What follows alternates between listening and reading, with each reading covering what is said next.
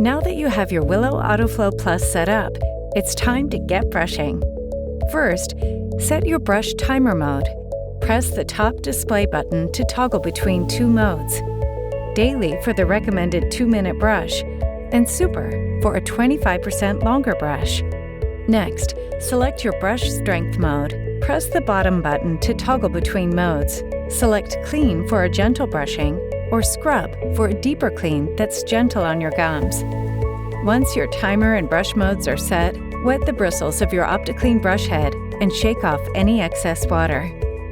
Seal your lips over the lip rest and gently bite down. Position the bristles against your teeth and gums. Hold your chin up and the handle parallel to the ground while brushing. Press the handle button to start brushing. The display will show the brushing progress. You can toggle between brush strength modes during brushing. Once the top arch is full, the device will chime, and the display will indicate flip, which means it's time to clean your bottom teeth. Position the brush head against your bottom teeth and press the start button again. The bottom arch will show brushing progress. When the bottom arch is full, the device will chime again. Your brushing is now complete.